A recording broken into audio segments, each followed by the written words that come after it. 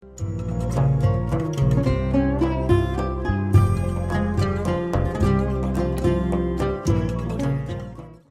بالله من الشيطان الرجيم بسم الله الرحمن الرحيم الحمد لله رب العالمين والعاقبة للمتقين ولا عدوان إلا على الظالمين الصلاة والسلام على رسولنا محمد وعلى آله وصحبه أجمعين. Po filloj me ligjëratën e 84 të shpjegimit dhe leximit të veprës Meraki el Felah, Sherh Nurul Idah të Imam Shrumbulalit, rahimahullah.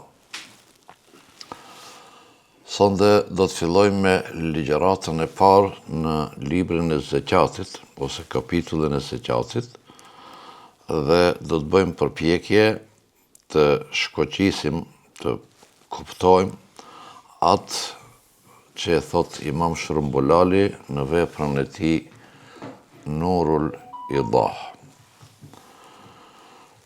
Vetëm sa për informim se libri i Zekatit dhe libri i Haxhit të Nurul Idah, kur është shkruar Nurul Idah sefte, autori nuk ka fol për librin e Zekatit dhe librin e Haxhit. Pra ka fol vetëm për namazin. Mirë po, ma vonë, kur e ka bë shpjegimin e Meraki el Felahit, e ka shtu edhe pjesën e Zekatit, për të cilën autori thot te libri i tij, te Meraki el Felah, thot se deshta të kompletoj kapitullin e 5 të ibadatëve duke shtuar edhe librin e Zekatit edhe librin e Haxhit. Pra në fillim nuk ka qenë, e ka shkruar mbrapa. Duke i përkushtuar Zekatit edhe Haxhit thot në pika shumë të shkurta. Për këtë arsye, diku 80% e volumit të librit Meraki el Felah e zen kapitulli i taharës, pastërtisë dhe i namazit, e 20% e zen kapitulli i themi Zekatit dhe i Haxhit. Është krejt në pika të shkurta. Fillimisht, autori shkon në përkufizimin e Zekatit. Nocioni zekat në aspektin gjuhësor është rritje. Pra fjala zekat, kuptimin gjuhësor, ka kuptimin rritje, zhvillim, dhe ka kuptimin e pastrimit. Ka kuptimin e pastrimit për shkak të pastërtisë që i bëhet mallit, kapitalit, nga i cili i jepet zekati dhe bëhet pastrimi i pasurisë. Kurse rritje është për shkak të vlerës që i rrit zekati pasurisë e cila ngel. Po kjo është me gjazen, është aspekti alegorik, nuk është aspekti hakikaten, sepse nëse japim zekat 2.5%, ngelin pasuri në aspekt objektiv, pra në aspekt numerik, ngelin 97.5. Kjo është zvoglim, nuk është rritje. Po marrë parasysh se këtë 2.5 që e pastron zekatin dhe e rrit bereqetin, e rrit vlerën e asaj, atëherë quhet zekat është edhe rritje, ose në aspektin tjetër që thonë dietarët, në bazë të ajetit men jaa bil hasana falahu ashru amthaliha, kush e bën një punë të mirë, ka 10 shpërblime. Kur jep 2.5 zekat %, sevapi është i 10 fish. Pra është me baraz me 25. Dhe 25 plus 97 që ka ngelur, është më shumë se sa 100 që ishte. Kjo është rritje.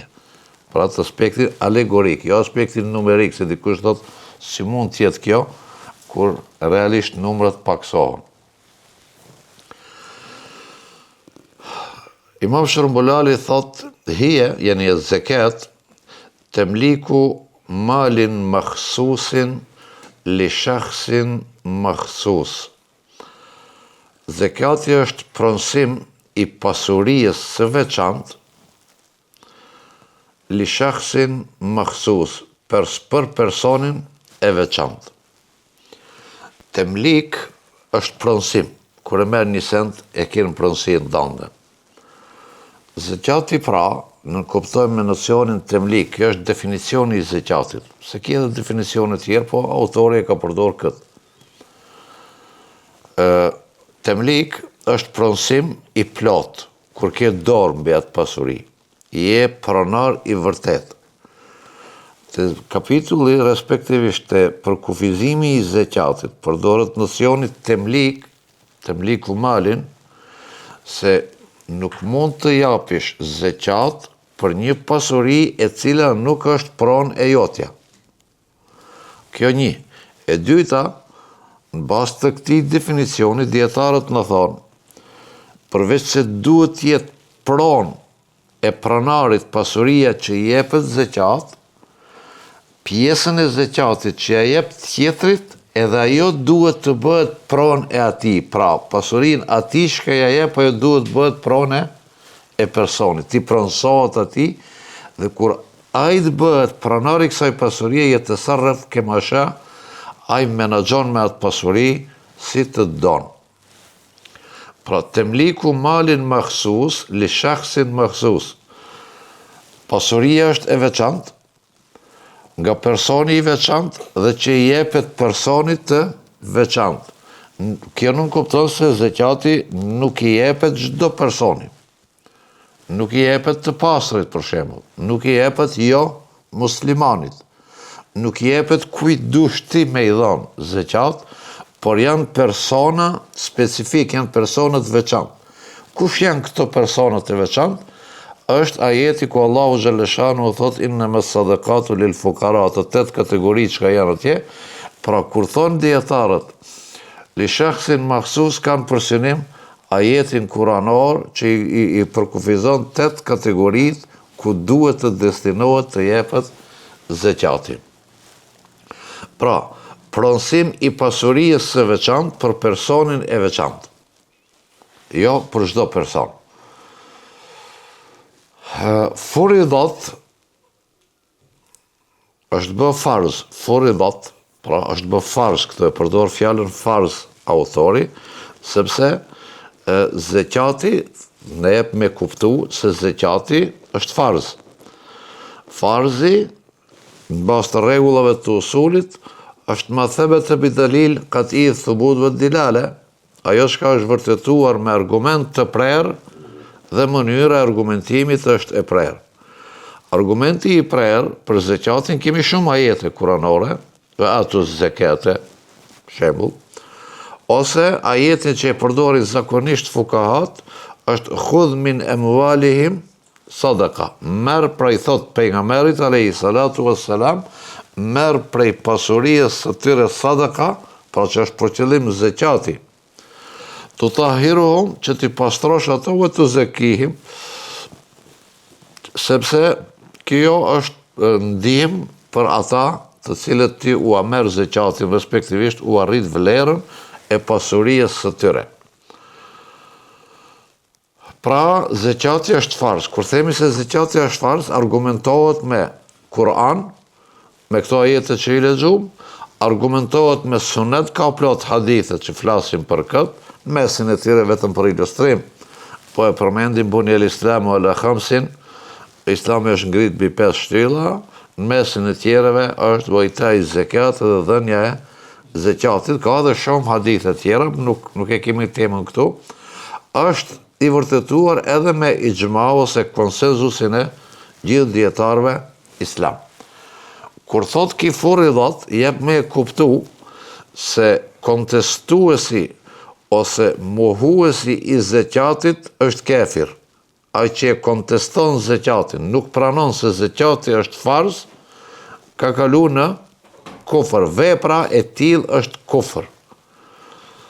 Ju e dini, dhe është i njohur rasti, edhe në historinë e islamit, rasti kur pas vdekjes së pejgamberit alayhis salam, një grup i njerëzve, sahabëve, të cilët kishin targetin e sahabëve deri në atë kohë, pra një grupi njerëzve, filluan të kontestojnë zekatin.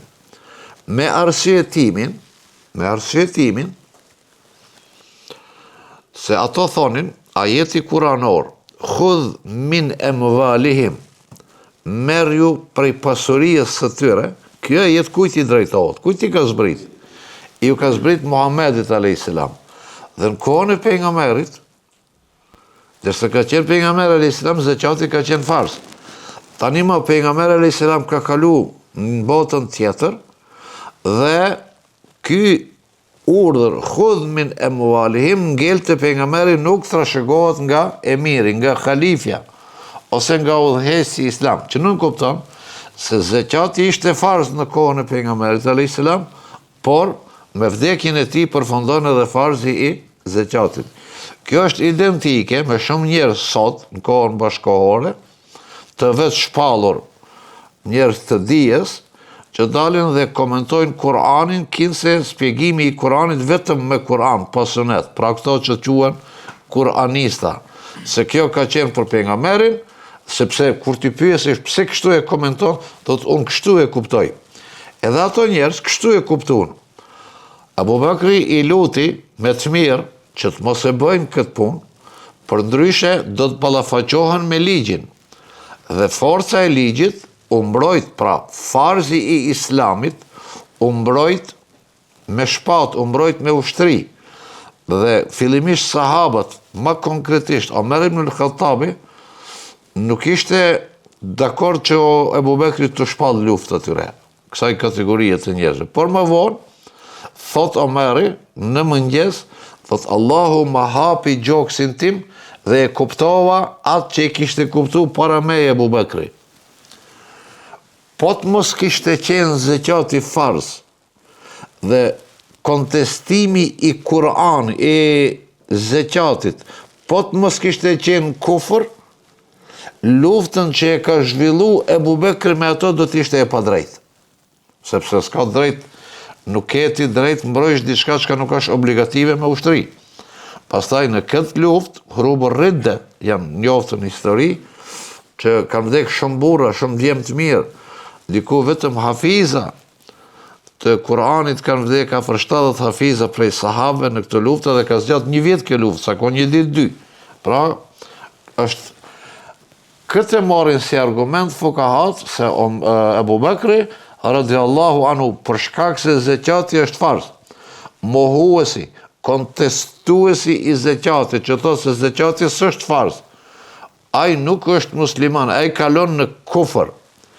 Jo ai që nuk e jep zekatin. Ka njerëz që e kanë farz zekatin, nuk e japin nga kooperacia e tyre, që jo dhimet. Por nuk e kontestojnë zekatin, këto nuk janë kafira, këto janë fasika. Njëjtë sikur të namazi, sikur të farzët tjera. Por ata të cilët e kontestojnë, është kufër. Thot Imam Shurmbulali, furidat ala hurrin muslimin mukellefin. Zekati është farz pra, për njeriun e lirë, që është i lirë, dhe që është musliman, sepse jo muslimanët nuk e kanë farz as zekatin, as namazin, as haxhin, sepse jo muslimanët fillimisht duhet të pranojnë islamin, pra të hynë në islam, të pranojnë dëshmin, la ilaha illa Allah, Muhammedun Rasulullah, pastaj të obligohen me obligimet tjera. Wa mukellef, jo mukellef është, kur përdoret në fik, mukellef është personi i cili është mosh rritur, pra është balig, mosh rritur dhe akil, dhe është i mençur.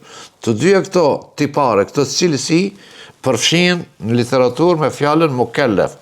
Pra, zekati është farz për të lirin, sepse robi nuk e ka farz zekatin, sepse robi nuk posedon pasuri. Robi dhe pasuria e tij janë të pranarit të tij. Muslimani, jo muslimani pra, nuk e ka farz, dhe ai që është fëmijë në moshën e pubertetit dhe që nuk është psikikisht i shëndosh, edhe ky nuk e ka fars zekatin. Malikun li nisab,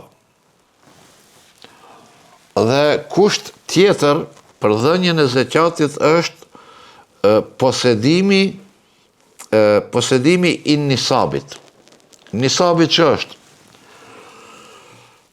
Nisabi është sasia e caktuar e pasurisë prej ku fillon dhënia e zekatit. Në hadith, sepse nisabi nuk është i përcaktuar në Kur'an. Nisabi, sasia e pasurisë prej ku fillon, është e përcaktuar me sunet.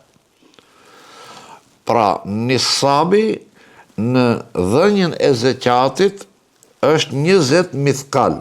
20 mithkal bëhet fjalë për ari, flori pra. 20 mithkal. 20 mithkal, dietarët kanë kundërthënie sa është pesha e një mithkali. Sa është pesha e një mithkali? Është 4 gram pik 25, është 4,5 gram, apo është 5 gram. Të dietarët Hanefi, të fukahat Hanefi, 1 gram i mithkalit është i barabartë me 5 gram, që nënkupton se nisabi i zekatit është 100 gram. Të disa dietarë, pak ma vonë, thuhet ose të medhhebet tjera, se nisabi është 91 gram ari. Studimet më të vonshme që i ka bërë profesori shumë i respektuar, Jusuf Kardavi, që ka bërë një shpjegim fantastik, shumë të thellë në çështjen e zekatit, në librin e tij, Kitabul Zekat, ka bërë hulumtime në për peshore, në për banka, në për këtë këto, del me një qëndrim se nisabi i zekatit është i barabartë me 85 gram ari.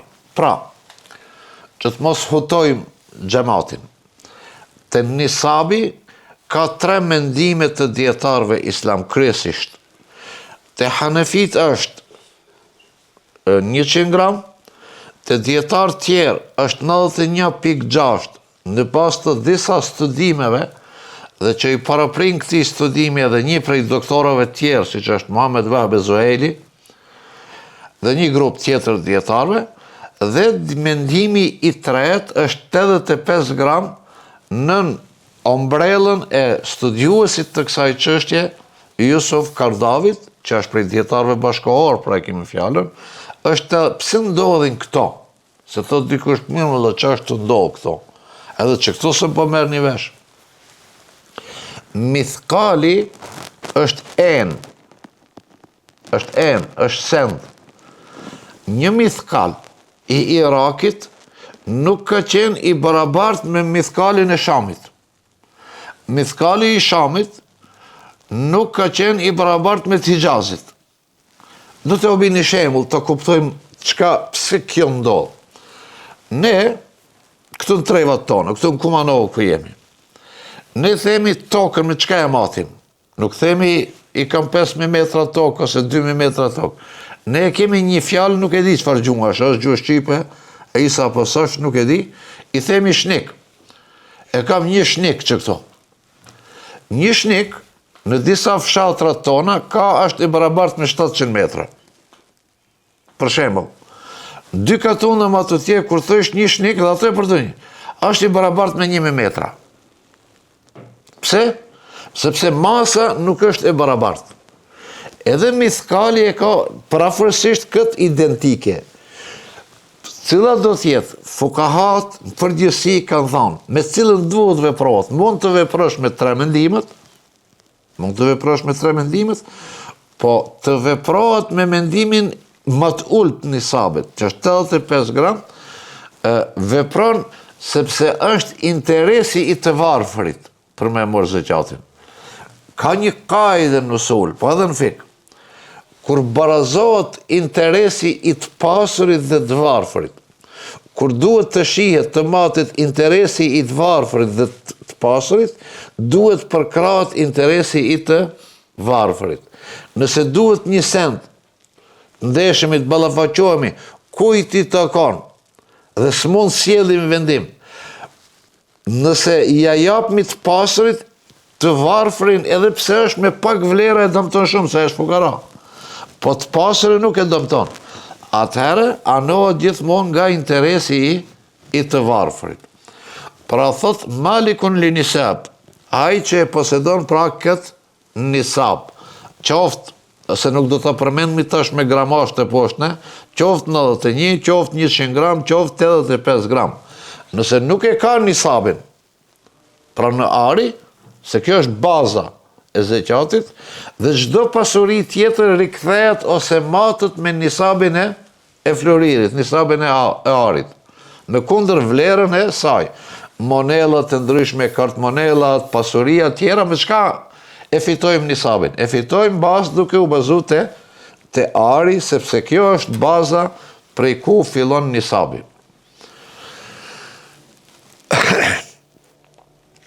Thot, malikun li nisabi min nakdin. Nakd, këtu në fik, është nakd, është për qëllim ari, floriri dhe argjenti. Të dyja të përfshin me fjalën nakd. Ole u tybran, e u huljan, edhe nëse ari është i pa përpunuar, para se të përpunohet. E u huljan, ose është zbukurim. Është qafore, është halk, është unaz, është ku e diun. Edhe pse, bartja e altanit, e floririt, për meshkujt është e ndaluar, sipas islamit, kjo nuk e pengon dhënien e zeqatit. Se dikush ka një zinxhir në qafi, keni pa da si zinxhirat kerrit trash. Bartja e tillë është haram për meshkujt, jo për femrat. Për femrat është e lejuar. Po me që qenë ka haram, a duhet me dhënë zeqatin kësaj? Po, sepse veprimi haram nuk e ndalon dhënien e zeqatit. E u anijeten, ose është en e stolisur prej arit, ose argjendit. Është luk, është pjatë, është kodion, en të cilët ne i kemi në për shtëpijet tona. Nëse ke en të arit, luk, çfarë do që tjenë ato, edhe për ato i jepet zeqat. E u ma yusavi qimetuhu min urudit tijaretin. Pra, nëse është altan, nëse është flori, nëse është kësi argjend, nëse është për stilizim, pra, e stilizuar, ose është en, ose ndonjë pasuri tjetër nga pasuria e tregtisë që e plotson vlerën e nisabit. Ka rroba, ka kapital tjetër, mall tjetër, për shembull, për tregti që i ka. Nëse ki kapitali tjetër që ka për tregti, e arrin kimetin, vlerën e nisabit të altanit, ki obligohet me zeqat. Pra, kjo është e ma yusavi qimetuhu min arudit tijare, nga pasuria e tregtisë. Farigun anid dejn, mirë po, krejt kjo nisabi kushtohet që t'jetë i lirë nga borxhi, të mos ketë borxh. Ti i ke 100 gram, i ke 120 gram ari, dorën tënde, në pronësinë tënde, po i ke 50 gram borxh. Megjithatë, ti i ke në dorë ato, ti je malik. A mund t'i japësh zeqat?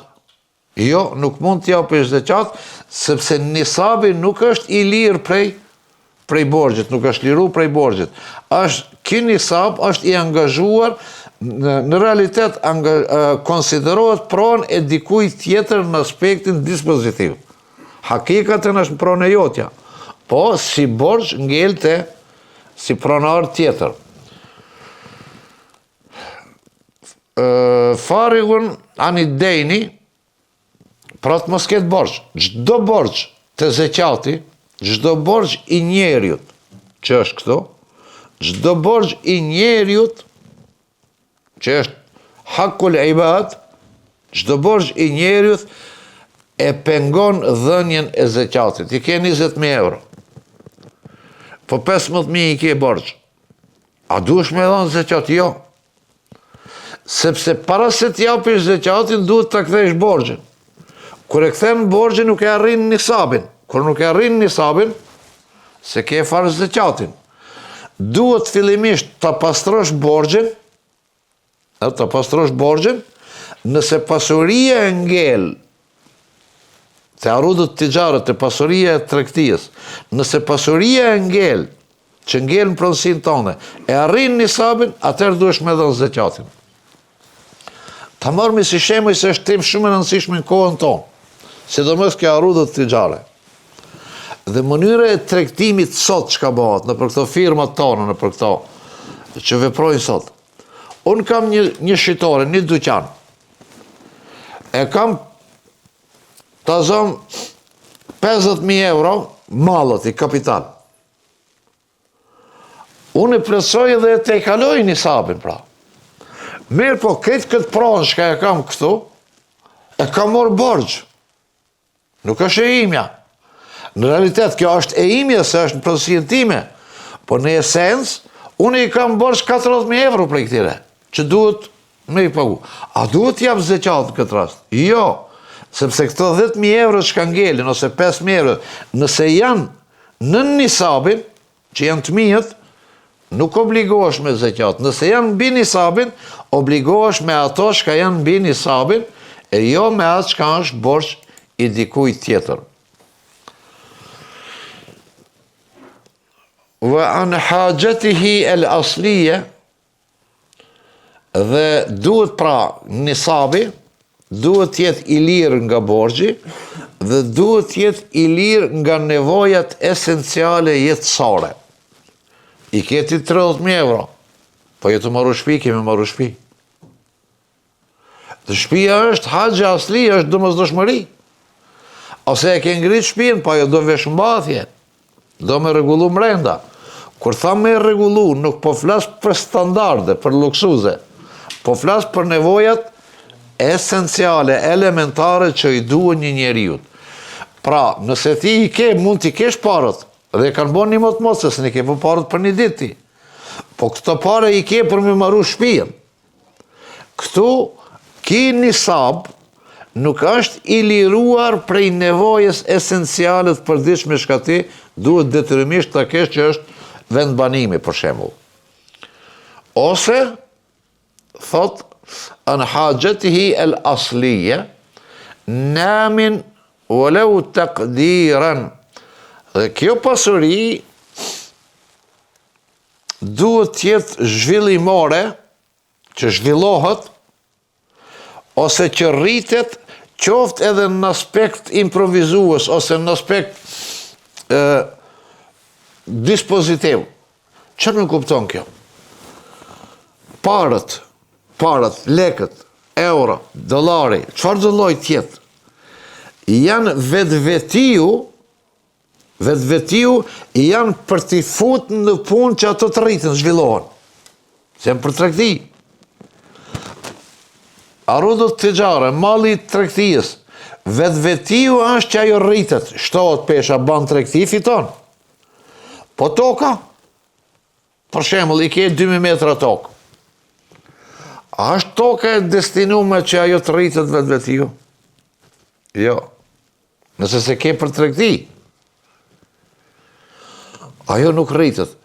Pra, toka nuk është kapital që rritet vetë-vetiu.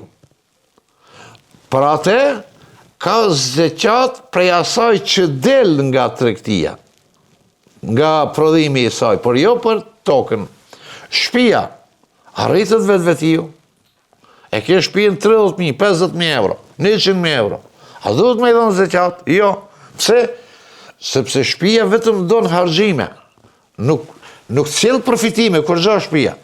Se si vetë ka kushtuar, edhe për çdo vjet ti sjell shtëpia vetë-vetiu ka 10.000, nuk ti sjell ato. Pra, definimin edhe në herë të rumbullaksojmë, çka thot, se këtë këto që i lexuam janë 2 rreshta e gjys.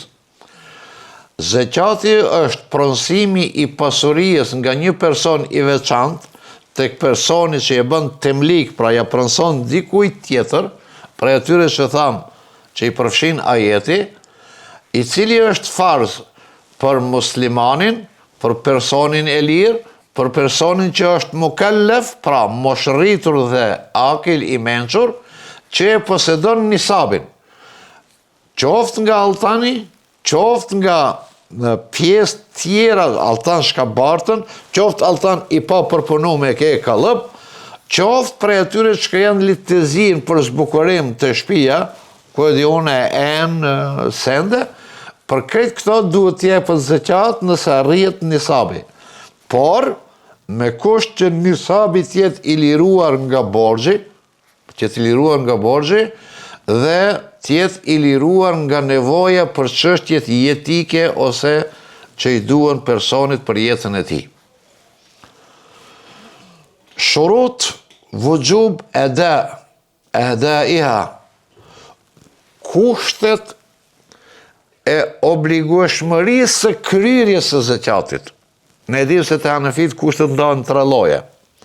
Ke shurutul vujub, shurutul vujub al-ada, edhe shurutu siha. Te dietarët Hanefi kështu ndahen. Kushtet e obligueshmërisë.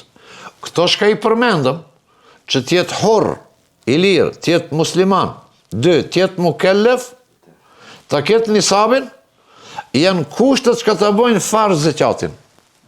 Shurutul vujub. Kryerja e farzit tani, ka kushtet në veti. Këto quhen shurut vujubil ada, kushtet e obligueshmërisë së kryerjes së zakatit. Thot autori, adaiha hawalani al-hawl anin nisab. Anin nisab al-asli. Për të dhënë zakatin, duhet që al-hawalani al-hawl është takimi i 2 viteve në një pikë. Takimi i 2 viteve në një pikë. Qa formon? Formon një vit. Prej janarit, deri në janari tjetër, takohet viti 2025 me vitin 2027, formohet viti 2026 mes. Apo? Pra, nëse mormi këtë gotën, prej këtu nisësh, që kjo rrotullimi i një viti deri te kjo pika, në gjuhën arabe, në terminologjinë e fikut quhet hawalani al-hawl, se takohen 2 pika, 2 vite në një vit. Dhe që kjo rrotullimi është hawl. El-hawl është një vit pra. Thot autori, prej kushteve të zakatit është që zakatin nisabin që e ke plotsu duhet ta kaloj një vit. Duhet që 25 të takohet me 27, ta kenë një pikë përbashkët. Pra, thënë thjesht, pa e kompliku, nisabin e ke ba, tani nuk e jep zakatin me njëherë.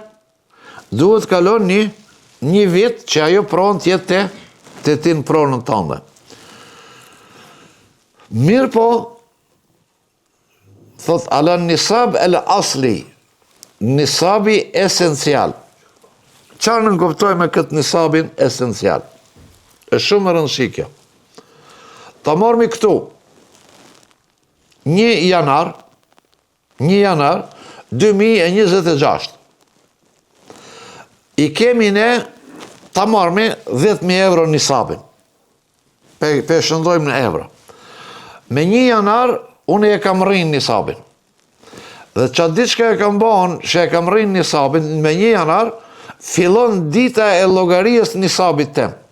Edhe ajo hes janar, shkort, mars, prill, maj, qershor, brenda të vitit. Deri me 1 janar të vitit 2027.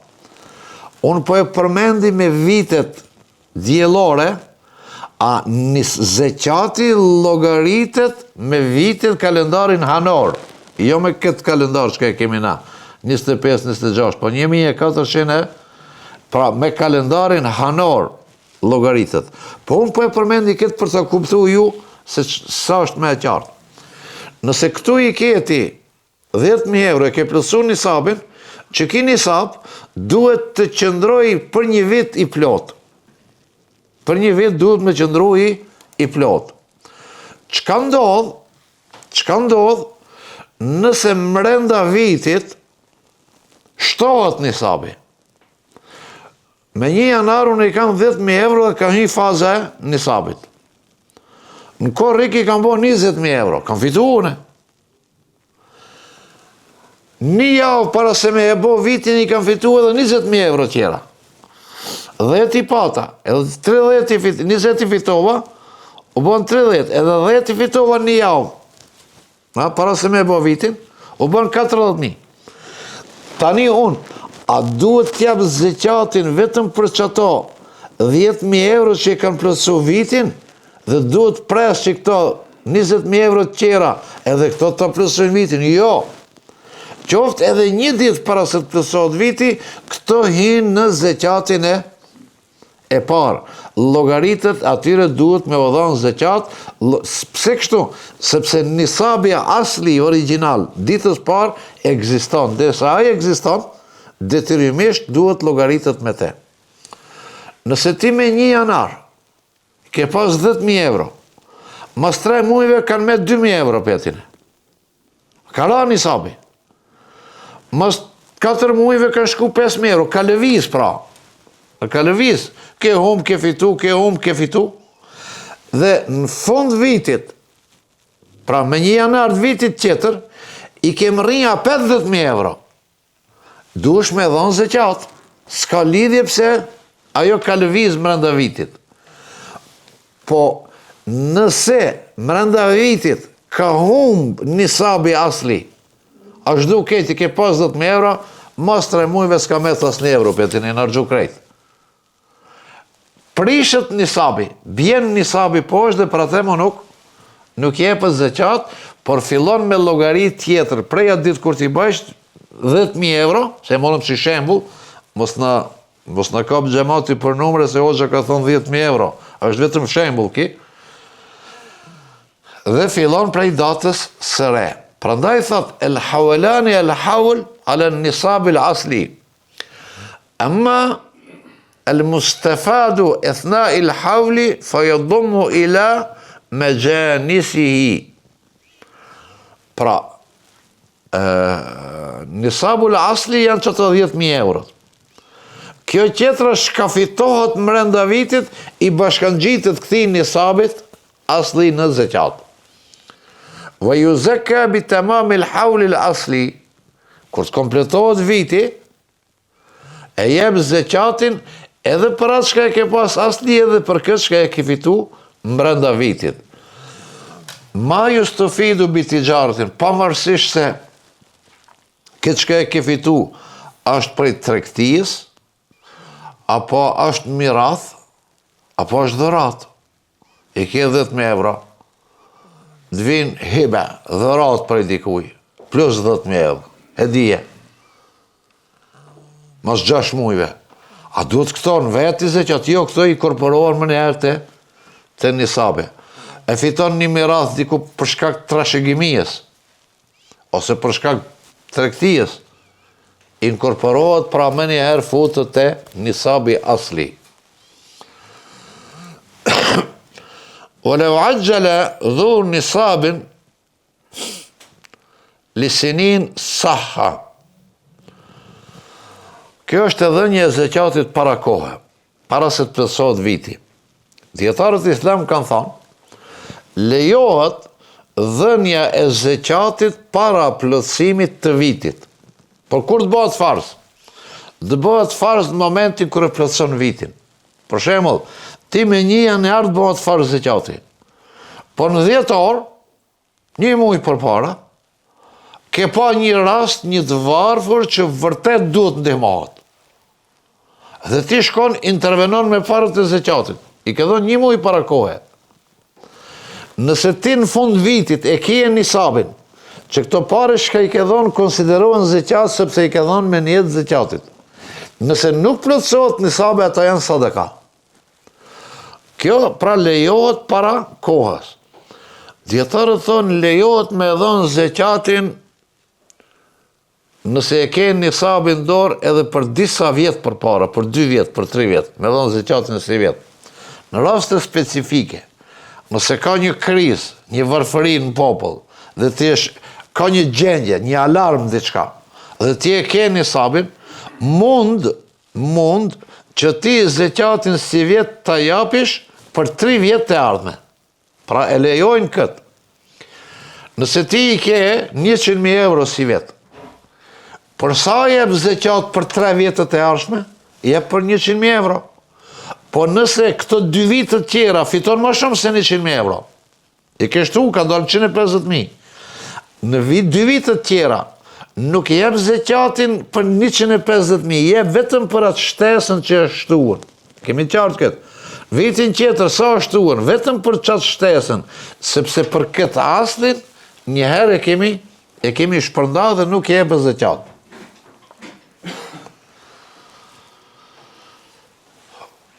Kjo është sa i përket dhënjes zekatit para kohës. O shart sihati edaiha nijetun. Kusht i vlefshmërisë zekatit është nijeti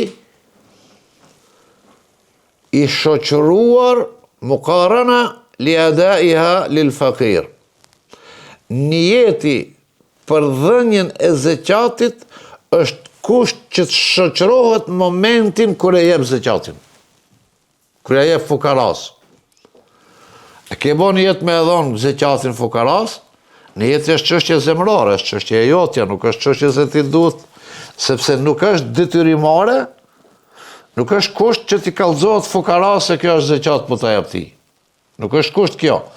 Ti duhet të dish se jep zekat, dhe në momentin kur e jep këtë, pra, duhet që ky veprimi joti të shoqërohet me nijetin, por nijeti kur bëhet?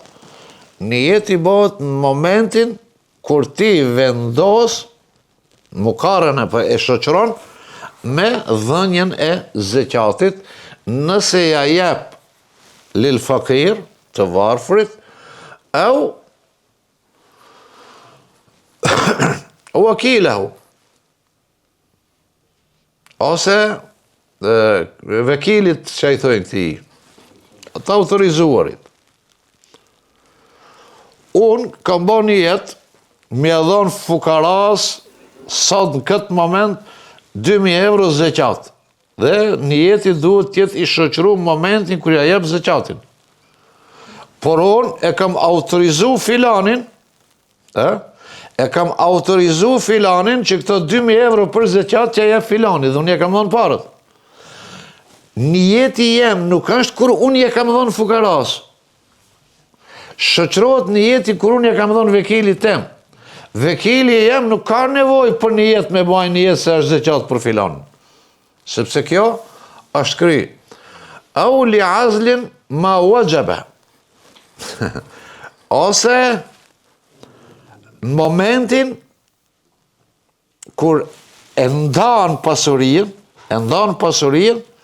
për të dhënë zekat, që jo ka bë farzat i me zekat. Për shembull, i ka nda sandet që këta 10.000 euro mu për mbinë zekat, se kam dhënë në as vekilit, as fukaras, i kam nda mane. Dhe në këtë moment i kam bënë jesë që këta 10.000 euro janë zekat. Dhe nesër i tham dikuj, shko meri që këto pare që e filoni se janë zekat.